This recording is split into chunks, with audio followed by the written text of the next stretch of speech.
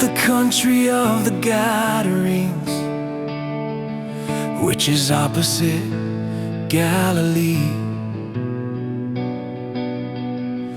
When Jesus stepped ashore, a certain man out of the city, who had demons for a long time, met him.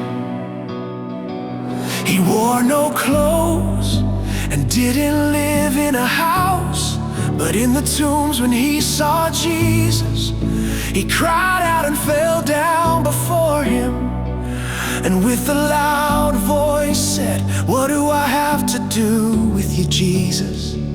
You Son of the Most High God, I beg you, don't torment me." For Jesus was commanding the unclean spirit to come out of the man, for the unclean spirit had often seized the man. He was kept under guard and bound with chains and fetters, breaking the bonds apart. He was driven by the demon into the desert. Jesus asked him, "What is your name?" He said, "Legion," for many demons had entered into him. They begged him that he would not command them to go into the abyss. Now there was there a herd of many pigs feeding on the mountain, and they begged him that he would allow them to enter into those. Then he allowed them. The demons came out of the man and entered into the pigs, and the herd rushed down the steep bank into the lake and were drowned.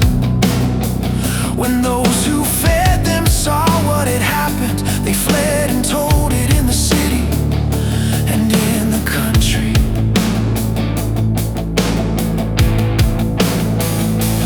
People went out to see what had happened. They came to Jesus and found the man from whom the demons had gone out, sitting at Jesus' feet, clothed in his right mind, and they were afraid. Those who saw it told them how he who had been possessed by demons was healed. All the people of the surrounding country of the Gadarenes asked him to depart from them, for they were very much afraid. Then he entered into the boat and returned.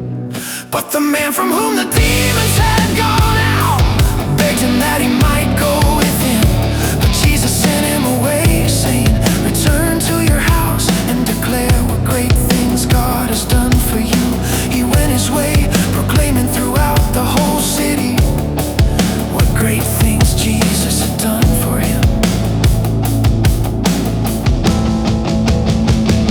When Jesus returned, the multitude welcomed him, for they were all waiting for him. Behold, a man named Jairus came. He was a ruler of the synagogue. He fell down at Jesus' feet and begged him to come into his house, for he had an only born daughter, about 12 years of age, and she was dying. But as he went, the multitudes pressed against him. A woman who had a flow of blood for 12 years, who had spent all her living on physicians and could not be healed by any, came behind him and touched the fringe best of his cloak. Immediately the flow of her blood stopped. Jesus said, "Who touched me?" When all denied it, Peter and those with him said, "Master, the multitudes press and jostle you, and you say, 'Who touched me?'" But Jesus said, "Someone did touch me, for I perceive that power has gone out of me."